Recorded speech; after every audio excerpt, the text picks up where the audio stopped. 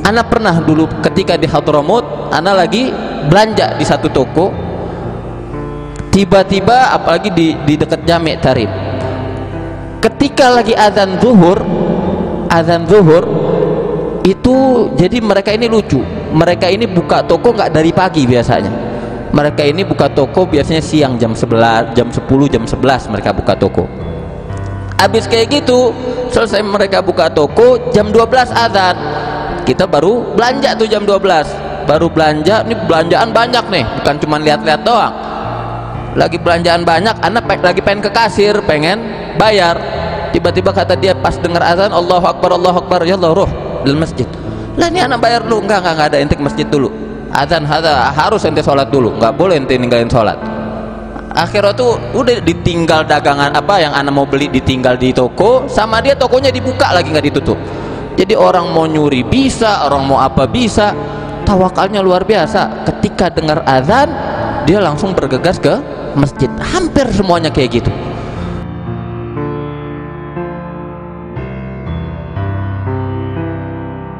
Ini kita masih dalam bab tentang fadilah orang yang berazan. Ini fadilahnya orang yang azan luar biasa. Orang azan manggil orang lain, mengingatkan orang lain untuk sholat di masjid, untuk sholat berjamaah, bahwasanya ini sudah masuk waktu sholat. Ini fadilahnya luar biasa. Yang mana ini hadis diriwayatkan dari Muawiyah radhiyallahu anhu, berkata, aku mendengar dari Rasulullah sallallahu alaihi wasallam, al-muadzinuna atwalu a'naqan yaumal qiyamah. Orang-orang yang azan dia atwalu a'naqan, yang panjang unuknya, lehernya nanti di hari kiamat. Orang yang suka azan, orang yang manggil orang untuk sholat, mengingatkan orang untuk sholat, dia panjang lehernya nanti di hari kiamat. Ini ada beberapa ulama menafsirkan atau mensyarahkan daripada hadis ini apa yang disebut atwalu a'naqan. Walau di sebagian riwayat atwalun nas a'naqan, yang paling panjang di antara manusia unuknya, yaitu lehernya di hari kiamat. Dibilang ada yang baca a'naq, ada yang baca i'naq. Kalau yang baca i'naq maksudnya apa? Asra, yang paling cepat, yang paling cepat nanti di antara manusia yang lain, maksudnya yang paling cepat masuk surga daripada yang lainnya.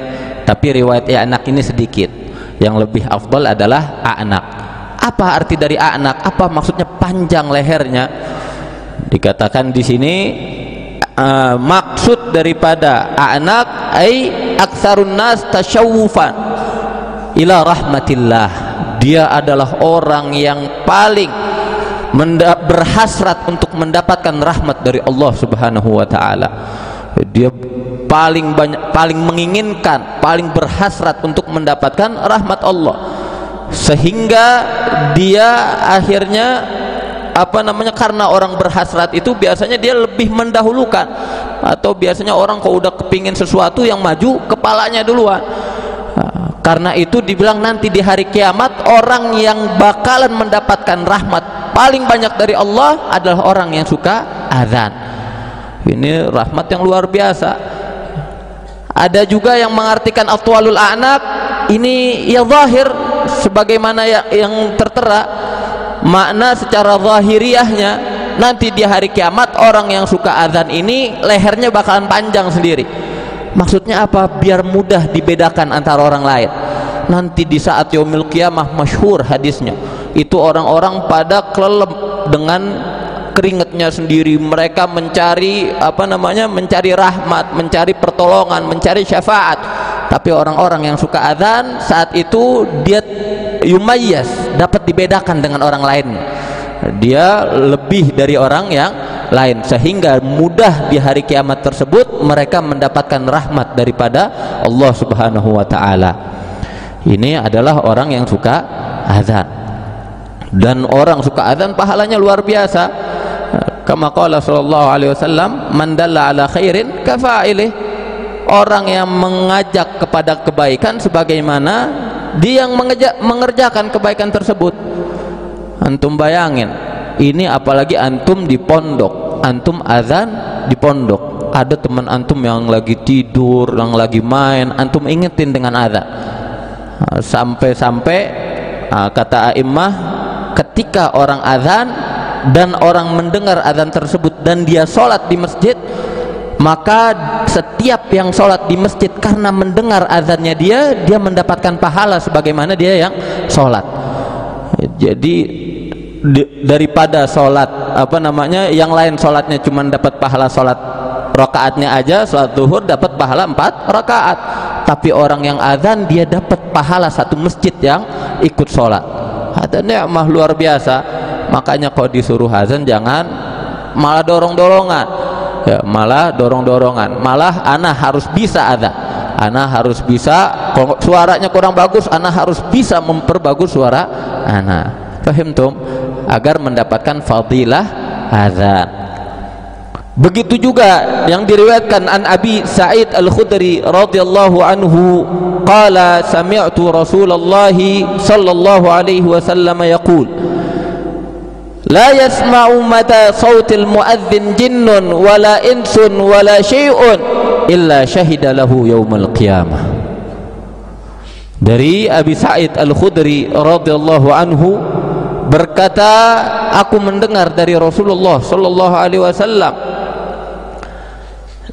la yasma'u, tidaklah mendengar, mada sautil muadzin, mada sautil muadzin, sepanjang atau sejauh suara orang yang azan, jinnun wala insun wala syai'un, mau jinnya mau manusianya ataupun yang lainnya. Yang lainnya ini minal jamadat, batunya, syajarahnya, pohonnya, dan semua yang mendengar suara azan orang yang muadzin, illa syahidalahu yaumal qiyamah, kecuali nanti benda-benda tersebut mereka akan bersaksi di hadapan Allah di yaumil qiyamah. Jadi ketika antum azan, angkat suara antum agar semuanya bisa mendengar suara antum, sehingga yang mendengar suara antum ketika berazan mereka akan bersaksi nanti di yaumil qiyamah, bersaksi yang baik. Oh, ini fulan, kita nanti di hari kiamat ini kita sangat membutuhkan kesaksian-kesaksian. Sedikit apapun kesaksian dari manusia atau jin atau yang lainnya itu sangat berpengaruh kepada kita. Itu di hari yang parah sangat kita membutuhkan pertolongan.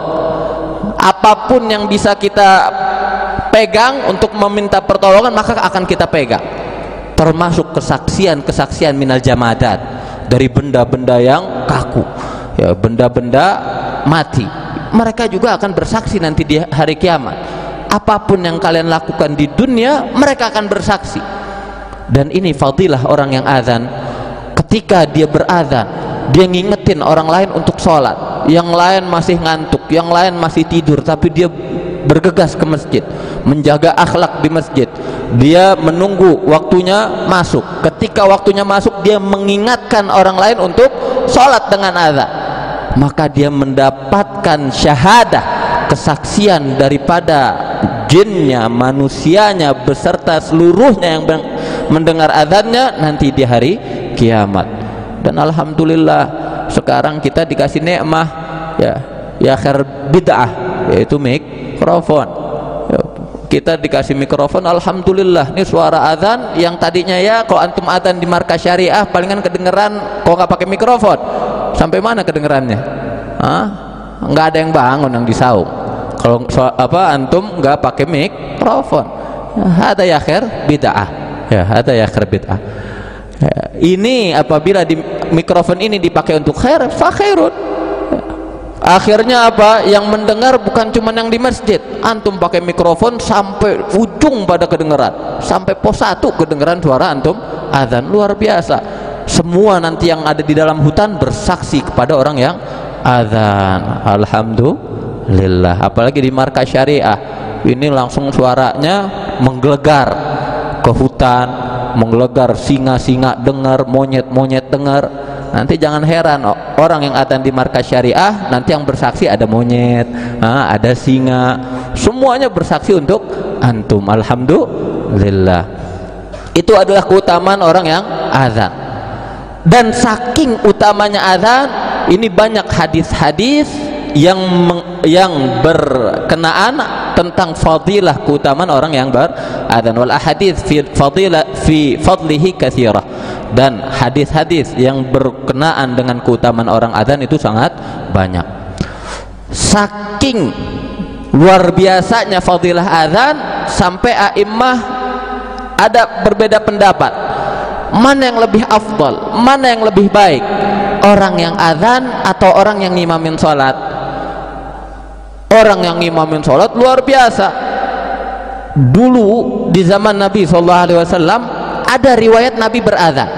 Ada beberapa riwayat Nabi beradzan. Sampai dibilang adzannya Nabi itu kayak gimana? Apakah menyebutkan hayya asyhadu anna Muhammadar Rasulullah atau menyebutkan asyhadu anni Rasulullah? Dan di sana para sahabat bersaksi bahwasanya Rasulullah tetap menyebutkan asyhadu anna Muhammadan Rasulullah. Nah, itu ada riwayat walaupun sedikit bahwa Rasulullah pernah beradzan. Tapi banyak riwayat yang mengatakan dan kita ketahui bahwa Rasulullah lah yang mengimami orang yang sholat. Yang ngimamin orang sholat saat itu setiap 5 waktunya adalah Rasulullah SAW. Paginya, subuhnya, zuhurnya, asarnya, maghribnya, isyanya, Rasulullah lah yang jadi imam. Tapi ada ikhtilaf ulama menarik di sini, mana yang lebih afdal? Apakah orang yang adzan ngingetin orang adzan atau orang yang jadi imam? Di sini ada 4 qaul. Waqtalafa ashabuna fil adzan wal iqamah wal imamah ayyuhuma afdal. Dan ada perbedaan antara ashabuna fil adzan wal imamah, yang berkenaan dengan adzan dan menjadi imam. Ayyuhuma afdal, mana yang lebih afdal? Apakah menjadi imam atau dia yang beradzan? Ala arba'ati aujuh. Ini dibagi menjadi 4 wajah atau ada 4 makalah. Ada 4 perbedaan. Al-asah yang mana annal adzan afdal. Qaul yang pertama, azan itu lebih afdal daripada imamah. Kenapa kok bisa azan lebih afdal? Ya karena tadi dia mengingatkan orang-orang yang sedang lahu, orang-orang yang sedang di pasar dia ingatkan. Apalagi kalau antum di Hadramut, antum di Tarim, itu luar biasa. Makanya nggak salah dibilang syawari'ut Tarim syekhun man laisa lahu syekh. Jalan-jalan di Tarim itu adalah guru bagi orang-orang yang nggak punya guru. Ana pernah dulu ketika di Hadramut, ana lagi belanja di satu toko, tiba-tiba apalagi di dekat Jami' Tarim, ketika lagi azan zuhur itu, jadi mereka ini lucu, mereka ini buka toko nggak dari pagi biasanya, mereka ini buka toko biasanya siang jam 11, jam 10, jam 11 mereka buka toko. Habis kayak gitu selesai mereka buka toko, jam 12 azan.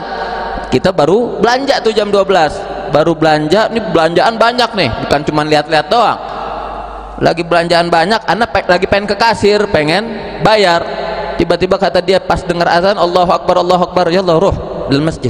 Lah ini anak bayar dulu, enggak ada, ente ke masjid dulu, azan harus ente sholat dulu, nggak boleh ente ninggalin sholat. Akhirnya tuh udah ditinggal dagangan apa yang anak mau beli, ditinggal di toko, sama dia tokonya dibuka lagi nggak ditutup. Jadi orang mau nyuri bisa, orang mau apa bisa.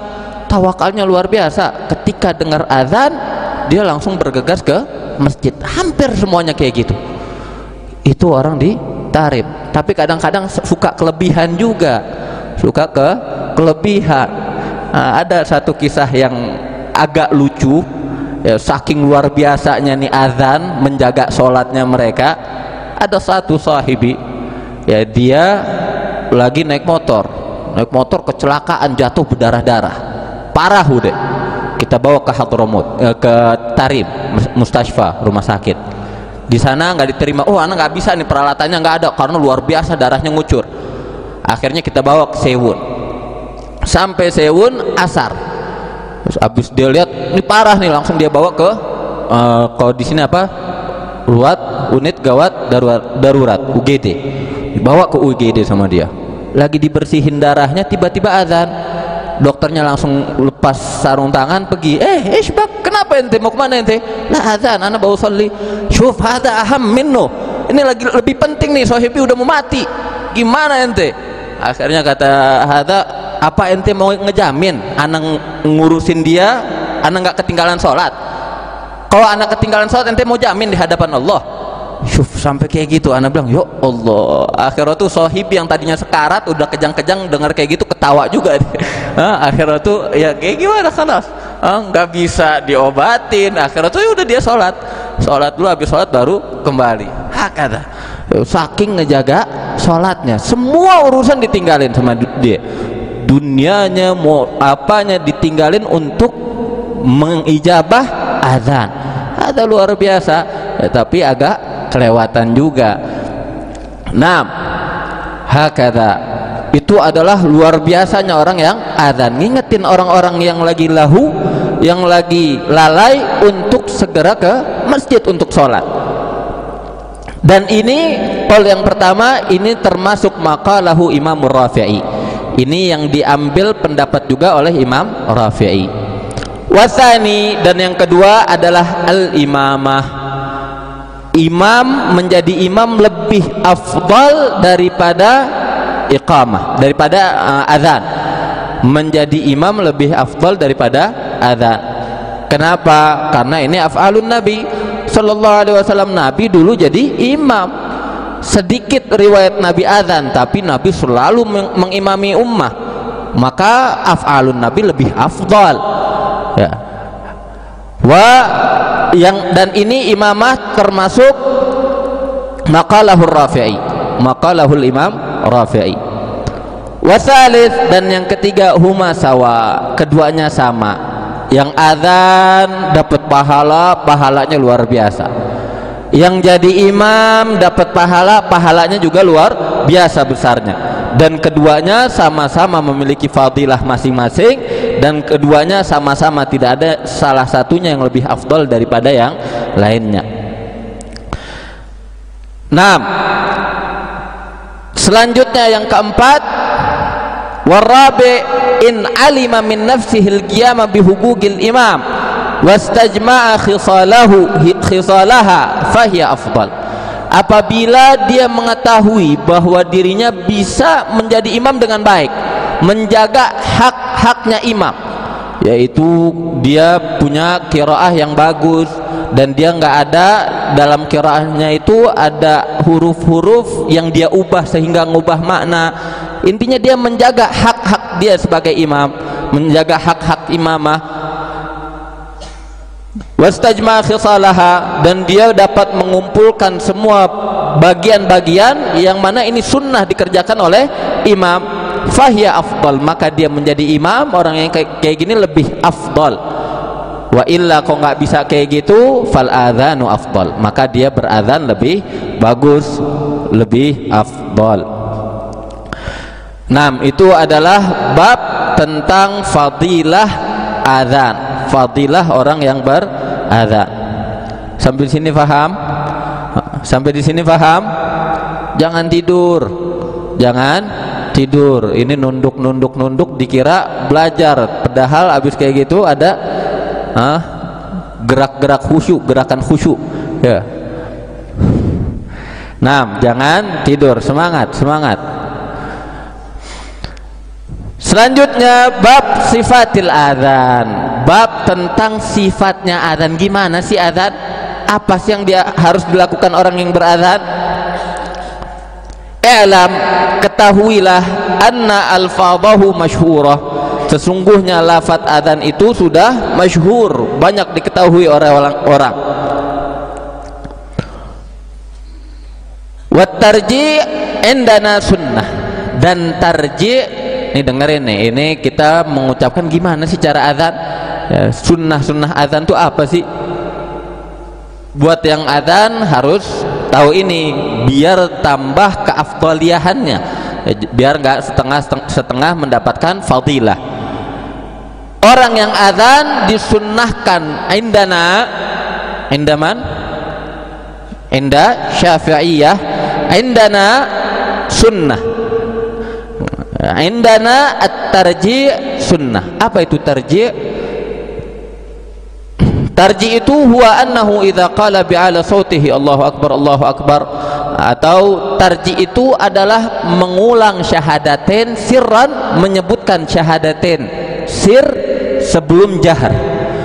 Jadi ketika mengucapkan Allahu akbar Allahu akbar Allahu akbar Allahu akbar, sebelum mulai asyhadu an la ilaha illallah sebutin dulu di dalam hati, asyhadu an la ilaha illallah, asyhadu an la ilaha illallah, asyhadu anna muhammadar rasulullah, asyhadu anna muhammadar rasulullah, baru bi'ala sauti asyhadu an la ilaha illallah. Fahimtum? Ya, jadi sebelum memulai dengan yang jahar dengan syahadatain, kita memulainya dengan yang sir, itu yang disebut dengan tarji'. Tarji' indana sunnah, menurut kita Syafi'iyah bahwa tarji' itu sunnah. Wa huwa annahu idza qala bi'ali sautihi, yaitu apabila dia mengucapkan dengan suaranya yang paling keras, itu suara jaharnya yang paling tinggi, Allahu akbar Allahu akbar Allahu akbar Allahu akbar, qala sirran bihaitsu yusmi'u nafsahu, maka dia mengatakan secara sir, secara sembunyi, maksudnya tidak keras, sehingga dia mendengar suaranya sendiri, minimal dia mendengar suaranya sendiri. Waman biqurbihi, dan siapa yang di sampingnya, di sebelahnya mendengar juga ucapan dia, yaitu asyhadu an la ilaha illallah, asyhadu an la ilaha illallah, asyhadu anna muhammadan rasulullah, asyhadu anna muhammadan rasulullah. Thumma ya'udu idal jahar, selanjutnya baru dia memulai dengan yang jahar. Wa ila'is saut, dengan suara yang tinggi, fayaqul asyhadu anna an la ilaha illallah sampai wa asyhadu anna muhammadan rasulullah. Itu yang disebut dengan tarji'. Jadi tarji' pertama dia mengucapkan secara sir, baru dia mengucapkan secara jahar. Wat taswib, begitu juga taswib, aidan masnunun indana, menurut Syafi'iyah, menurut kita itu juga sunnah. Apa itu taswib? Wa huwa an yaqula fi adzani subuh khassatan, mengucapkan ketika adzan subuh secara khusus, setelah dia selesai dari hayya 'alal falah, as-salatu khairun minan naum, as-salatu khairun minan naum. Ini disunnahkan mengucapkan as-salatu khairun minan naum 2 kali. Hadza sunnah indana inda Syafi'iyah.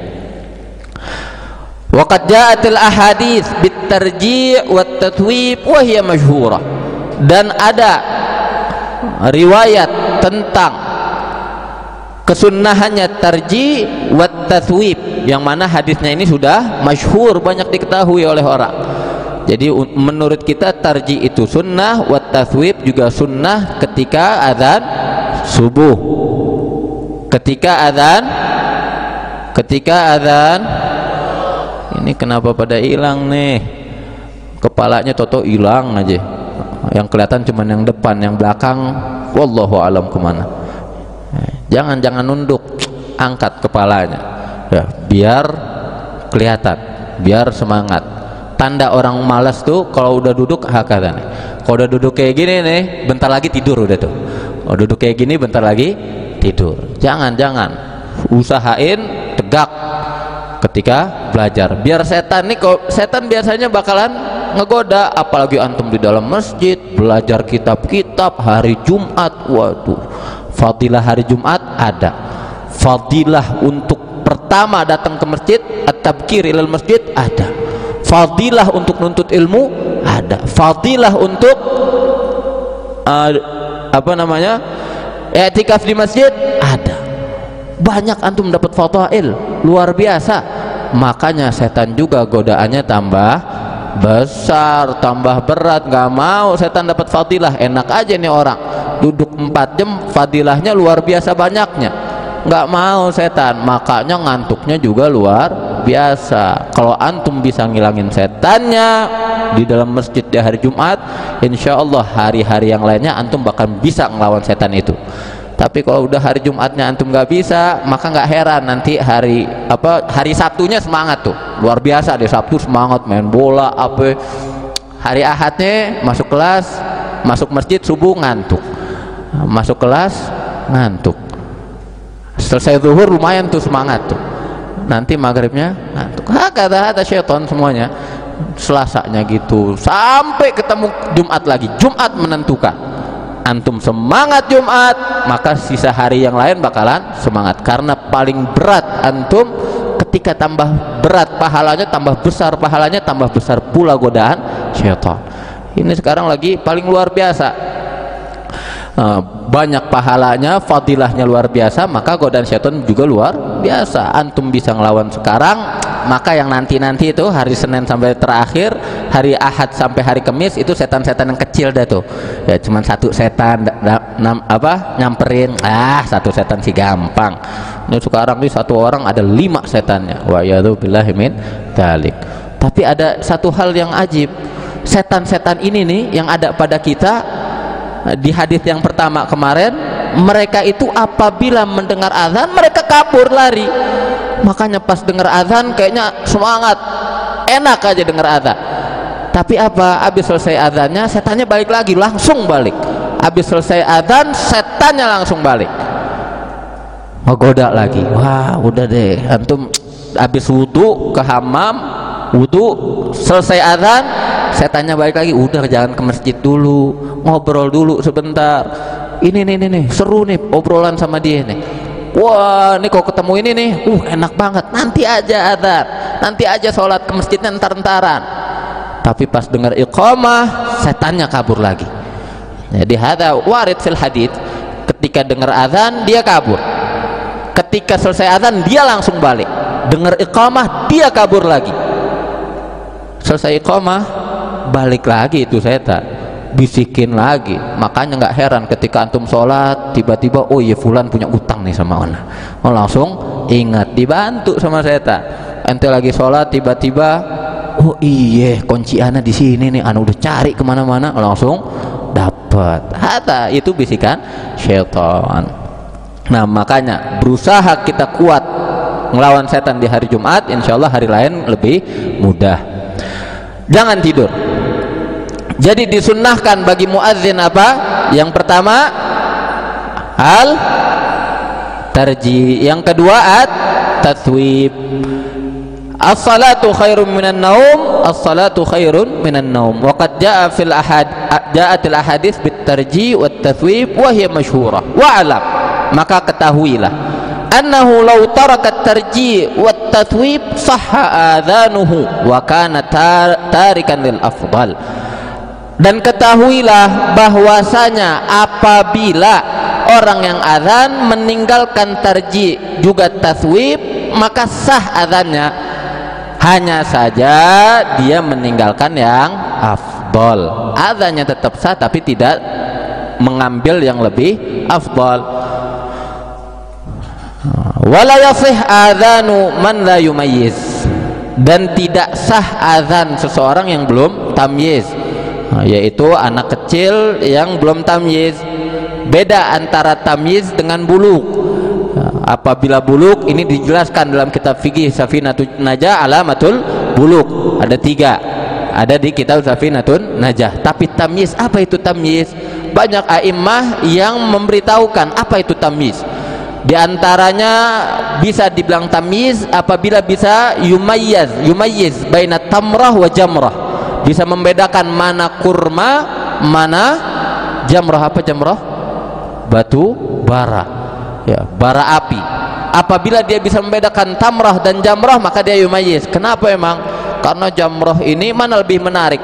Kurma udah mengkerut warnanya hitam, atau jamrah warnanya merah menyala-nyala? Mana yang lebih menarik?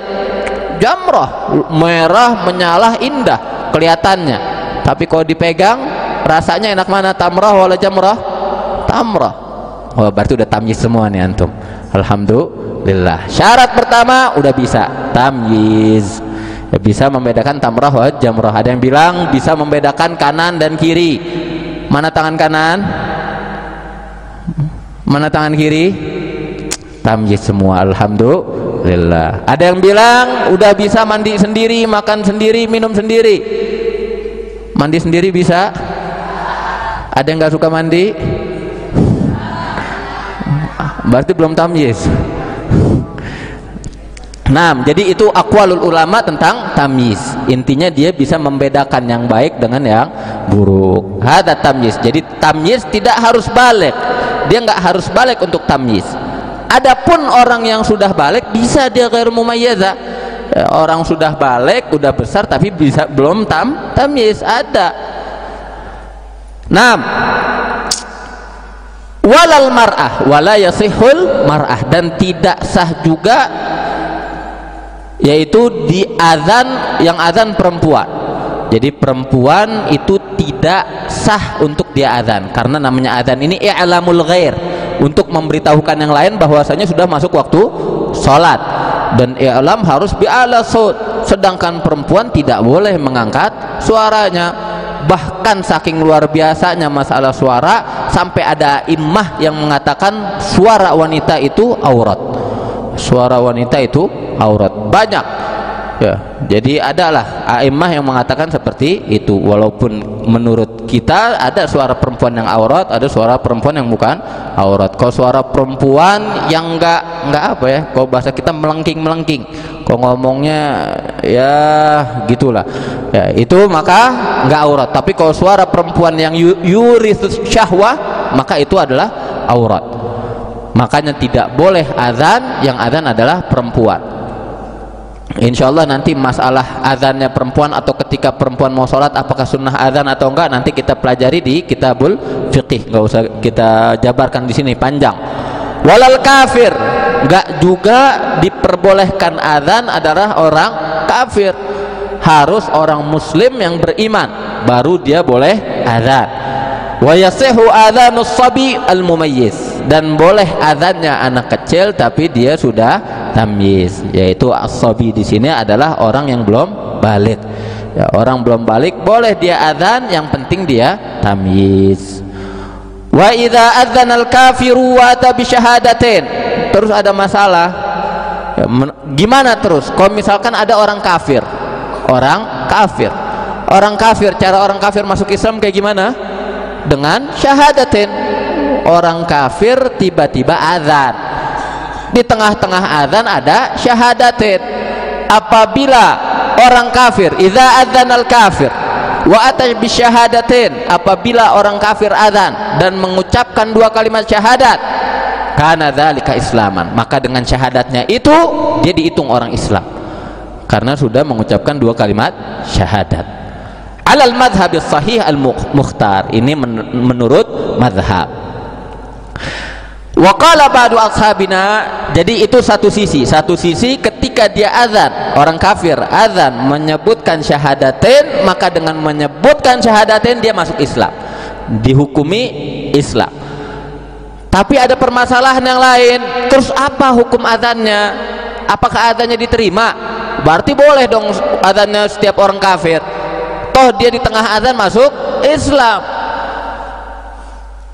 Wa qala ba'du ashabina la yakunu islaman, tapi dengan azan tersebut ya la yakunu islaman.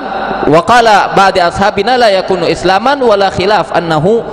Nah, jadi ada sebagian a'immah yang lain bilang oh syahadatnya itu tidak dihitung Islam karena dia niatnya bukan masuk Islam tapi niatnya azan. Tapi tidak ada khilaf di antara ulama kita bahwasanya tidak sah azannya. Kenapa enggak sah? Lianna awwalahu kana qabla al-hukmi bi islamih.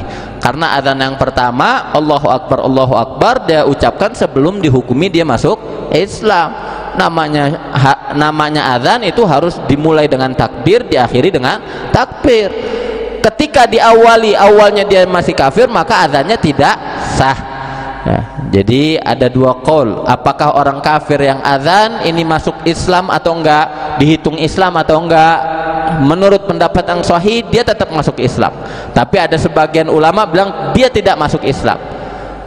Dengan dua khilaf ini tetap ulama sepakat bahwa adzannya tidak sah. Kenapa?